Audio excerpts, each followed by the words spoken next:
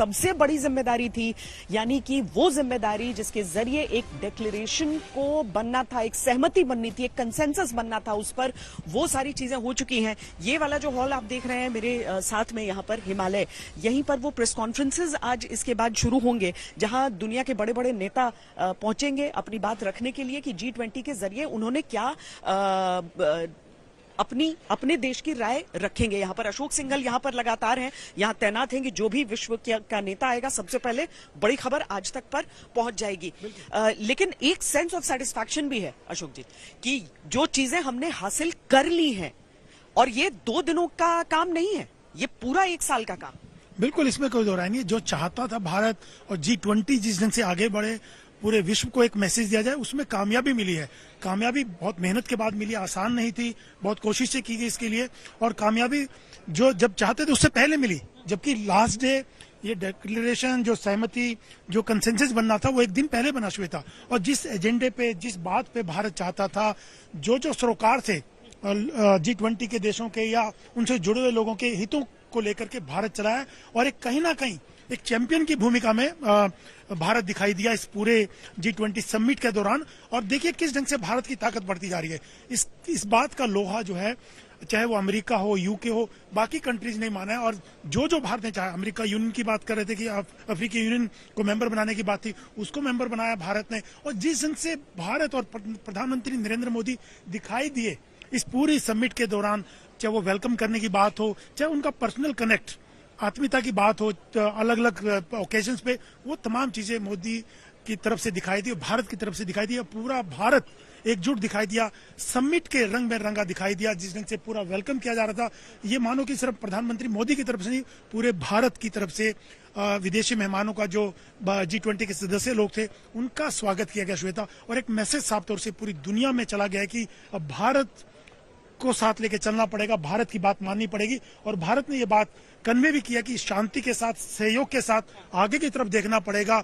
और चाहे इंफ्रास्ट्रक्चर की बात हो, कनेक्टिविटी, आगे की तरफ देखते हुए अब हमें सौंपनी है अपनी मेजबानी, जो है, जो अध्यक्षता जो है G20 की, वो ब्राजील को। और ब्राजील के एक पत्रकार के साथ मेरी सहयोगी मौसमी सिंह इस समय है। मौसमी, करें बात उनसे।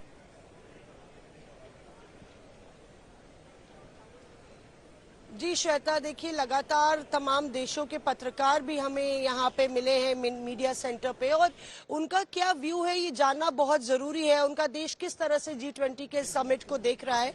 और हमारे साथ बेहद वरिष्ठ पत्रकार है सीनियर मार्कोस, जो कि ब्राजीलियन पब्लिक टेलीविजन से हैं।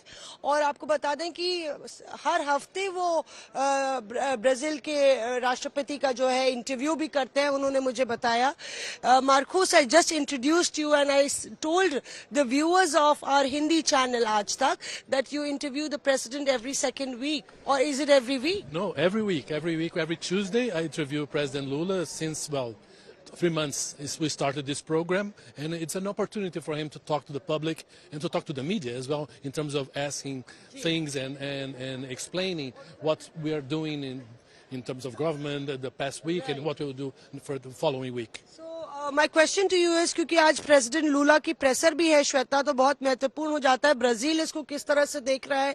ब्राजील की बहुत घनिष्ठता और मित्रता रही, सहयोग रहा भारत को। इस पूरे डिक्लेरेशन में भी ये जिक्र भी किया था। How do you see this, what is the big tech away for Brazil? India mention Brazil being very closely working with India for the declaration. What is the big tech away? I think the big takeaway, I think they are both. I think it was very important the invitation to the African Union to be part of the G20, now G21. I think it's very represented and very democratic to have a whole continent being part of this summit and the following summits as well. But apart from that, I think the link between the close relationship between Brazil and India is very important in terms of environment and inequality. Both are problems that are very, very important for the world and for our countries. I'll just explain.